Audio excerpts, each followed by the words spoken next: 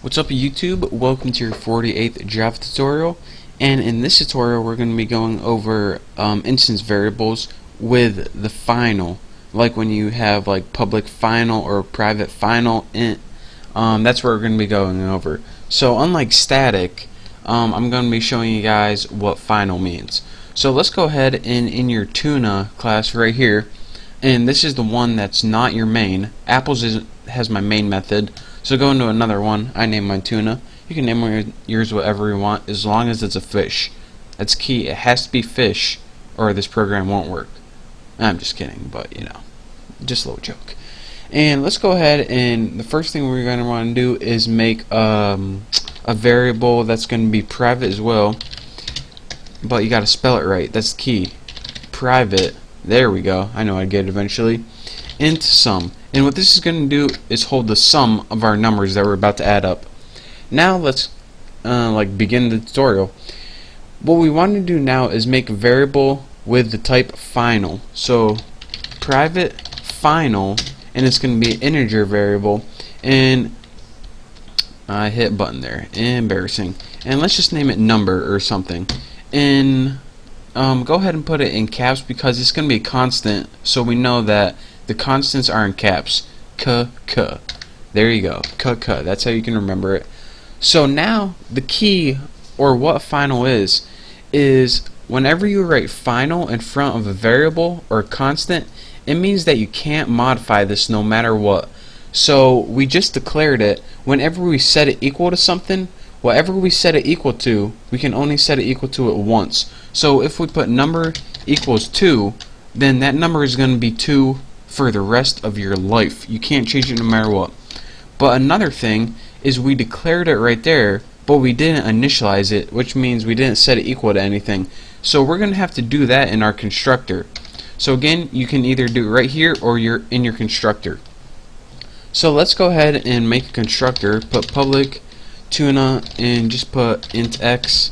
This is going to be a temporary variable, and then put number equal to x. So whatever we pass in for our argument, that's what number is going to be equal to. And again, don't mess it up because you can't change this. You can't later in your program write, alright, we're set it equal to 2 here, but we're going to set it equal to 15 later on, or 18, or 32. You can't. You can only set it equal to something here, and it stays like that forever. Now let's go ahead and build another method. So let's go ahead and write public void, make it called add, because what's it going to do, it's going to take that sum that we have up here, and it's going to be 0 default, and let's just add the number to it. So again, the sum variable is going to change, but this number is always going to be like 10 or whatever we say it is. And now let's just build one more method so we can actually see what's going on. Public string to string. So again, you learned what toString method did last time. Whenever you need your object in a string format, it returns it. So let's go ahead and return string format, and it already started filling out for us. The format's just going to be put something like sum is equal to %d, and then put like a new line for good looks. And then for your arguments, just put sum. So this is going to change because it's the number that stays the same and not the sum. And how do we know that? Because number variable is final and sum is just private. Sum can change. So now that we got that, look it over and make sure it's the exact same as mine. We can go to our main class, which is apples in this case. So go ahead and let's create an object. So tuna object equals new tuna, and let's go ahead and put something like 10. So now what this is going to do, since we passed in 10 to our constructor, it's going to take 10 for x, put 10 for x right here, and set number equal to 10. So now for this object, number equals 10 no matter what. We can't change that. So anytime we use number, like add number to sum, we add 10 to sum. Simple enough. So now let's go ahead and make a for loop using this object. So let's just put for, and let's make a simple loop. Put like int I equals 0, if I is less than 5, and I plus plus. So it loops 5 times. 1, 2, 3, 4. Yep, loops 5 times. It really doesn't matter what you have inside your for loop. This isn't important. Just had to make something real quick. Now we can go ahead and say, what do we want to do 5 times? Well, let's go ahead and add, let's call this method 5 times. So the first time it's going to be 10 when it adds it. The second time it's going to add another 10 to it, so it's going to be 20. Then it's going to be 30, 40, 50. Simple enough.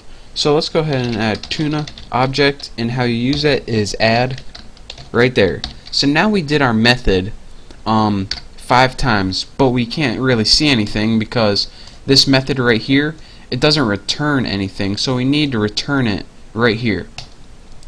So let's go ahead and put system out. Let's go ahead and let's do a print format, and let's just go ahead for the format. We'll put something like, we'll just keep it simple, %s, and for the arguments, let's just go ahead and put tuna object. So let me go ahead and run through this and show you guys the results.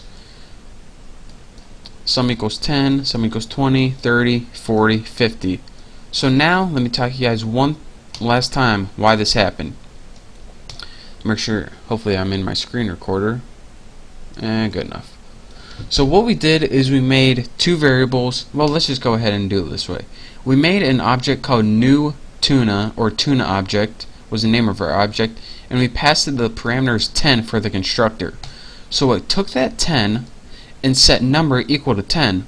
Alright, simple enough. What's next? Well, we looped through this 5 times. So what did we do 5 times? We did this add method 5 times.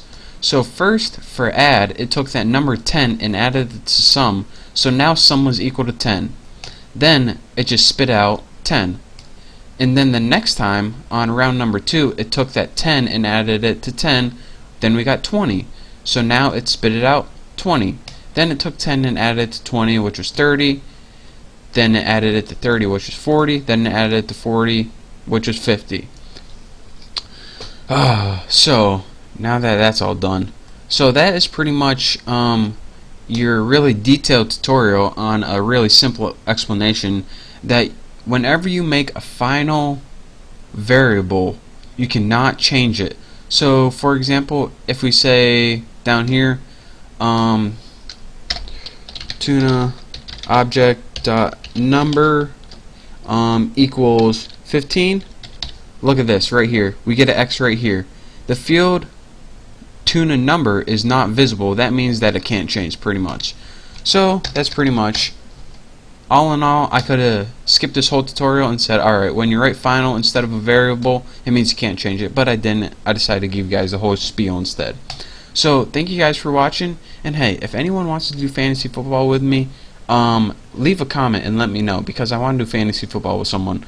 So thank you guys for watching, and don't forget to subscribe, and I'll see you next time.